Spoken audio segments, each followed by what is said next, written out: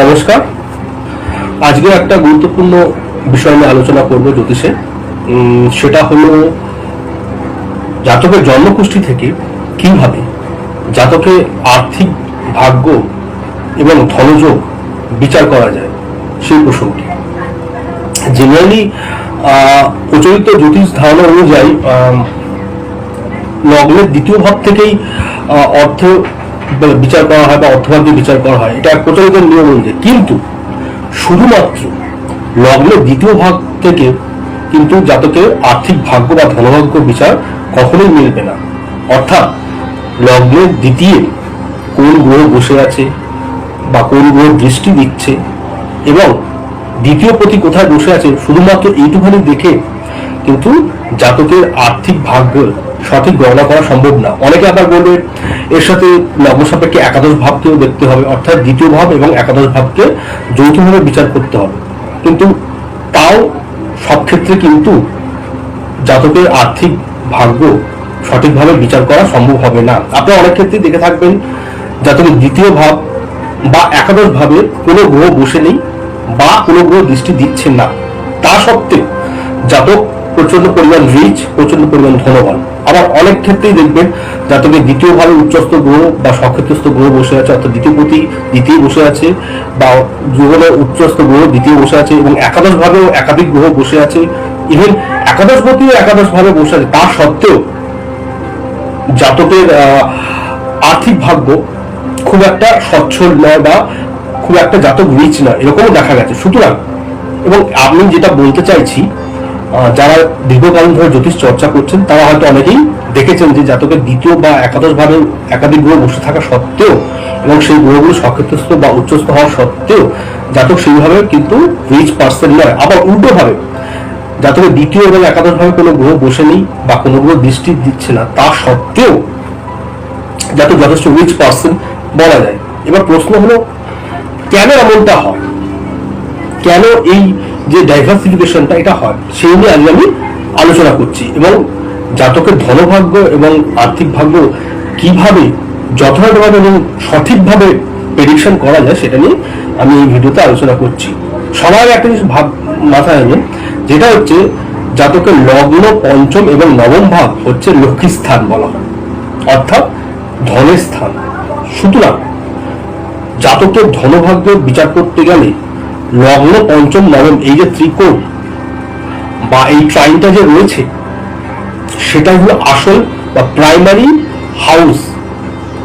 ঠিক আছে, জাতকের ধনভাগ্য বিচার বা অর্থভাগ্য বিচারের ক্ষেত্রে লগ্ন পঞ্চম নবম যে লক্ষ্মী স্থান রয়েছে জাতকের চার্টে, সেটা হলো আসল জায়গা, আসল ভাব বা প্রাইমারি হাউস। এর সাথে দ্বিতীয় এবং একাদশ ভাব অক্সিলারি হাউস বা সহায়ককারী হাউস হিসাবে কাজ করে। এর সাথে দ্বিতীয় এবং একাদশ ভাব অক্সিলারি হাউস বা সহায়ক ভাব হিসাবে কাজ করে। সুতরাং এখানে সবার আগে যে কোনো চার্টে জাতক বা জাতিকার লগ্ন পঞ্চম এবং নবম ভাবটা সবার আগে বিচার করতে হবে আর্থিক ভাগ্য বিচারের ক্ষেত্রে।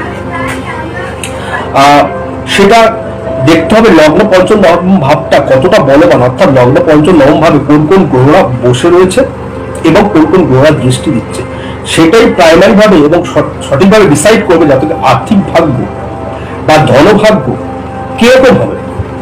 এই ক্ষেত্রে যদি লগ্ন পঞ্চম নবম ভাবে অধিপতিরা যদি লগ্ন পঞ্চম নবম ভাবে বসে থাকে বা ক্ষেত্র বিনিময় করে, তাহলে বলা যায় সেক্ষেত্রে জাতকের লগ্ন পঞ্চম নবম ভাব স্ট্রং, অর্থাৎ এক কথা বলে দেওয়া যায় সেক্ষেত্রে জাতকের আর্থিক ভাগ্য বা ধনভাগ্য যথেষ্ট ভালো। আবারও বলছি, জাতকের লগ্ন পঞ্চম নবম ভাবে যদি লগ্ন পঞ্চম নবম ভাবে অধিপতিরা বসে থাকে বা ক্ষেত্র বিনিময় করে বা দৃষ্টি করে, সেক্ষেত্রে বলা যায় জাতকের আর্থিক ভাগ্য যথেষ্ট ভালো। কারণ এক্ষেত্রে লগ্ন পঞ্চম নবম ভাব হচ্ছে জাতকের প্রাইমারি ধন ভাব এবং সেই ভাবগুলি স্ট্রং হওয়ার ফলে জাতকের আর্থিক ভাগ্য বা ধনভাগ্য যথেষ্ট ভালো একদম বলে দেওয়া যায়। এবং এটা সবসময় এই যে নিয়মটা সব চার্টের ক্ষেত্রেই মিলবে। এখানে একটা বিষয় আছে, এই ক্ষেত্রে লগ্ন পঞ্চম নবম ভাবগুলো কোন রাশিতে পড়েছে সেটাও একটা গুরুত্বপূর্ণ বিষয়। লগ্ন পঞ্চম নবম ভাবগুলো কোন রাশিতে পড়েছে সেটাও কিন্তু একটা গুরুত্বপূর্ণ বিষয়। যদি লগ্ন পঞ্চম নবম ভাব যদি পৃথ্বী রাশিগুলোতে পড়ে বা বায়ু রাশিতে পড়ে, সেটা হচ্ছে সব থেকে সৌভাগ্যসূচক কম্বিনেশন আর্থিক ভাগ্য বা ধনভাগ্যের ক্ষেত্রে। আবারও বলছি, লগ্ন পঞ্চম নবম ভাবগুলো যদি পৃথ্বী রাশি বা বায়ু রাশিতে পড়ে, তাহলে সেটা হচ্ছে সব থেকে ভালো এবং সৌভাগ্যজনক বিষয় আর্থিক ভাগ্য বা ধনভাগ্যের ক্ষেত্রে। এরপরে অগ্নি রাশি বা জলরাশিগুলিতে যদি লগ্ন পঞ্চম নবম ভাব পড়ে, তাহলে সেক্ষেত্রে জাতকের আর্থিক ভাগ্য ভালো হতে পারে যদি ভাবগুলো স্ট্রং থাকে। আবারও বলছি, যদি এরপরে অগ্নি রাশি এবং বায়ু রাশিগুলো, এই অগ্নি রাশি এবং জলরাশিগুলোতে যদি জাতকের লগ্ন পঞ্চম নবম ভাব পড়ে, তাহলে সেক্ষেত্রে জাতকের আর্থিক ভাগ্য ভালো হতে পারে যদি সেই ভাবগুলো স্ট্রং থাকে। তবে লগ্ন পঞ্চম এবং নবম ভাব পৃথ্বী রাশি বা আর্থিক সাইন এবং এয়ারি সাইন বা বায়ু রাশিতে পড়লে যতটা বেশি পরিমাণ অর্থ বা ধন জাতককে দেবে, তার তুলনায় কিছুটা কম দেবে যদি লগ্ন পঞ্চম নবম ভাব যদি অগ্নি রাশি বা জলরাশিগুলোতে পড়ে। আবারও বলছি, লগ্ন পঞ্চম নবম ভাব যদি পৃথ্বী রাশি বা বায়ু রাশিতে পড়ে, তাহলে সেক্ষেত্রে জাতককে যতটা পরিমাণ অর্থ বা ধন দেবে, যে ম্যাগনিটিউডে যে কোয়ান্টিটিতে দেবে, তার তুলনায় কিছুটা কম দেবে অগ্নি রাশি বা জলরাশিতে লগ্ন পঞ্চম নবম ভাবগুলো পড়লে এবং সেখানে সে ভাবে অধিপতিগুলো বসে থাকলে বা ক্ষেত্র বিনিময় করলে। তবে মোটটা কথা হলো, লগ্ন পঞ্চম নবম ভাব পৃথ্বী রাশিতেই পড়ুক বা বায়ু রাশিতে পড়ুক বা অগ্নি রাশিতে পড়ুক বা জলরাশিতে পড়ুক, সেক্ষেত্রে যদি ভাবগুলো স্ট্রং হয়, অর্থাৎ ভাবে লগ্ন পঞ্চম ভাবে অধিপতিগুলো বসে থাকে এবং পরস্পর ক্ষেত্র বিনিময় করে, তাহলে সেক্ষেত্রে জাতকের রিচ পার্সন বা ধনবান করবে। এবার কোয়ান্টাম বা কোয়ান্টিটিটা ভ্যারি করবে সেটা কোন রাশিগুলোতে পড়ছে। যদি পৃথ্বী এবং বায়ু রাশিতে পড়ে, সব থেকে ভালো এবং সব থেকে বেশি দেবে। তারপরে আসছে, তার থেকে কিছুটা কম আসছে অগ্নি রাশি এবং জলরাশি। এরপরে আসছে দ্বিতীয় এবং একাদশ ভাব প্রতি। লগ্ন পঞ্চম নবম ভাব স্ট্রং হওয়ার পর তার সাথে যদি দ্বিতীয় এবং একাদশ প্রতি অ্যাটাচ হয়, তাহলে সেই দ্বিতীয় এবং একাদশ প্রতি কিন্তু অর্থ ইন্ডিকেট করবে। নচেত শুধু দ্বিতীয় এবং একাদশ প্রতি লগ্ন পঞ্চম নবমের সাথে কোনোভাবে কানেক্টেড না, তারা কিন্তু অর্থ সেইভাবে ইন্ডিকেট করতে পারবে না। আবারও বলছি, লগ্ন পঞ্চম নবম ভাব স্ট্রং হয়, তার সাথে দ্বিতীয় প্রতি একাদশ প্রতি যদি কানেকশন হয়, তবেই সেক্ষেত্রে দ্বিতীয় প্রতি এবং একাদশ প্রতি আপনাকে জাতককে অর্থ বা ধন দেবে।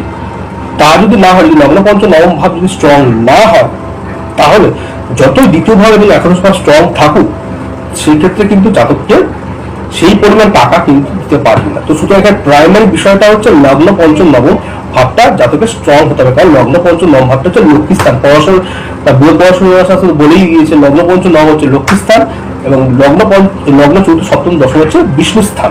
তো সুতরাং প্রাইমারি টাকার জায়গা বা অর্থের জায়গা বা ধনের জায়গা কিন্তু লগ্ন পঞ্চম নবম। তার সাথে সহায়ককারী বা অক্সিলারি হাউস হিসাবে কিন্তু দ্বিতীয় এবং একাদশ ভাব এবং দ্বিতীয় এবং একাদশ প্রতি কাজ করে। সুতরাং বোঝাই গেল, লগ্ন পঞ্চম নবম ভাবে লগ্ন পঞ্চম নবম প্রতি বসে থাকলে বা ক্ষেত্র বিনিময় করলে, তার সাথে দ্বিতীয় এবং একাদশ প্রতি যারা আছে সহায়ককারী যে ভাব হিসাবে তারা কাজ করে বা অক্সিলারি ভাব হিসাবে তারা কাজ করে, সেই দ্বিতীয় এবং একাদশ প্রতি লগ্ন পঞ্চম নবম ভাবের সাথে কম্বিনেশন করলে তবে সেখানে দ্বিতীয় এবং একাদশ প্রতি ধন বা অর্থ নির্দেশ করে। সুতরাং জাতকের ধনবান হতে গেলে বা বিত্তশালী হতে গেলে সবার আগে কিন্তু লগ্ন পঞ্চম নবম ভাবটা খুব স্ট্রং হতে হবে। তার সাথে দ্বিতীয় এবং একাদশ ভাবটা সহায়কারী ভাব বা অক্সিলারি হাউস হিসাবে কাজ করে। বুঝতে পেরেছেন? তো সুতরাং এইভাবে কিন্তু আপনাকে জিনিসটা বিচার করতে হবে। দ্বিতীয় ভাব বা একাদশ ভাব মানে কিন্তু অর্থ বা ধনভাগ্য ভালো হবে তা কিন্তু না। এটা হয়তো যারা দীর্ঘকাল ধরে জ্যোতিষ চর্চা করছেন বা প্র্যাকটিস করছেন, তারা হয়তো বেশিরভাগ ক্ষেত্রে খেয়াল করেছেন। তো সুতরাং চোখ বন্ধ করে কোনো জাতকের অর্থভাগ্য বা ধনভাগ্য বিচারের ক্ষেত্রে সরাসরি দ্বিতীয় ভাব বা একাদশ ভাব দেখে ছেড়ে দেবেন না। সবাই আগে লগ্ন পঞ্চম নবম ভাবটা দেখবেন, সেখানে কোন কোন গ্রহরা বসে আছে, সেই ভাবগুলো স্ট্রং কিনা, তার সাথে সেই লগ্ন পঞ্চম নবম ভাব কোন রাশিগুলোতে পড়েছে, পৃথ্বী রাশিতে পড়েছে না বায়ু রাশিতে পড়েছে না অগ্নি রাশিতে পড়েছে না জলরাশিতে পড়েছে, সেগুলো দেখবেন। তারপরে সেকেন্ডারি আসছে সেটা হচ্ছে দ্বিতীয় ভাব এবং একাদশ ভাব। তো সুতরাং আশা করি বোঝা গেল এই ছোট ভিডিওটাতে আমি কিভাবে আপনি সঠিকভাবে জাতকের ধনভাগ্য বা অর্থভাগ্য বিচার করতে পারবেন। এখানে একটা কথা বলে রাখা ভালো, এই গ্রহগুলো লগ্ন পঞ্চম নবম ভাবের গ্রহগুলো যত বেশি স্ট্রং হবে, জাতকের ধনের পরিমাণ বা অর্থের পরিমাণ তত বেশি হবে। আবারও বলছি, জাতকের লগ্ন পঞ্চম নবম ভাবগুলো যত বেশি স্ট্রং হবে, জাতকের অর্থ বা ধনের পরিমাণ তত বেশি হবে, এবং যত উইক হবে ধন বা অর্থের পরিমাণ তত কম হবে। এবং অনেকেই বলবেন যে বেশিরভাগ ক্ষেত্রে দেখা যায় যাদের লগ্ন পঞ্চম নবম ভাব গুলি ফাঁকা থাকে, হ্যাঁ অবশ্যই ফাঁকা থাকে, কিন্তু দেখবেন যারা এক্সেপশনালি ওয়েলদি হয়, এক্সেপশনালি রিচ পার্সন হবে, বিত্তশালী, তাদের ক্ষেত্রে দেখবেন লগ্ন পঞ্চম নবম ভাবের ক্ষেত্রে তিনটে ভাব না হলে অ্যাটলিস্ট একটা দুটো ভাবে কিন্তু যথেষ্ট স্ট্রং প্ল্যানেট অবশ্যই থাকে। নয় লগ্ন পঞ্চম রইল, নয় পঞ্চম লগ্ন রইল, নয় লগ্ন লগ্ন রইল, তিনটের মধ্যে অ্যাটলিস্ট দুটো ভাব তো ভাবে কিন্তু যথেষ্ট বলবান বা স্ট্রং প্ল্যানেট কিন্তু অবশ্যই বসে থাকতে দেখা যায়। আপনার যদি যারা রিচ পার্সন আছে তাদের যদি চার্টগুলো আপনারা দেখেন, আমি কিন্তু এক্সেপশনালি রিচ পার্সনের কথা বলছি, আমি সাধারণ ভাবে পয়সার কথা বলছি না, মানে মোটামুটি ভালো রিচ পার্সন যারা হিসাবে ধরা যায় তাদের ক্ষেত্রে বলছি, দেখবেন লগ্ন পঞ্চম নবম ভাবের মধ্যে অ্যাটলিস্ট দুটো ভাব তো বটে, অনেকের যদি একটা ভাবে হয় সেক্ষেত্রে কিন্তু খুব স্ট্রং প্ল্যানেট গুলো বসে থাকে লগ্ন পঞ্চম নবম ভাবের ক্ষেত্রে। যারা এক্সেপশনালি রিচ পার্সন তাদের লগ্ন পঞ্চম নবম ভাব তিনটে ভাবেই ফাঁকা, এটা কিন্তু প্রায় দেখা যায় না।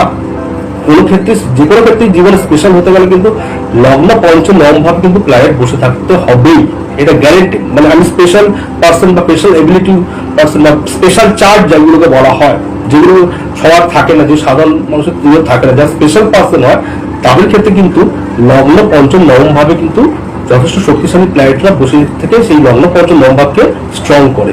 স্পেশাল পার্সন বা স্পেশাল চার্টের ক্ষেত্রে কিন্তু এই প্যাটার্নটা সব ক্ষেত্রেই কাজ করে, অর্থাৎ লগ্ন পঞ্চম নবম ত্রিকোণ ভাবটা কিন্তু তাদের ক্ষেত্রে খুব স্ট্রং হয়, সেখানে খুব প্ল্যানেটটা সক্ষেত্রস্থ নয়, উচ্চস্তর নয়, ক্ষেত্র বিনিময় করে সেই লগ্ন পঞ্চম নবম ভাবে কিন্তু প্ল্যানেটগুলো বসে থাকে। তো সুতরাং আশা করি আপনাদের এই ছোট্ট ভিডিওতে ক্লু দিতে পেরেছি কিভাবে আপনি জাতকের ধনভাগ্য বা অর্থভাগ্য সঠিকভাবে বিচার করবেন। আজকে এই পর্যন্তই রাখছি, পরের ভিডিওতে আবার একটা গুরুত্বপূর্ণ বিষয় নিয়ে আলোচনা করব। নমস্কার।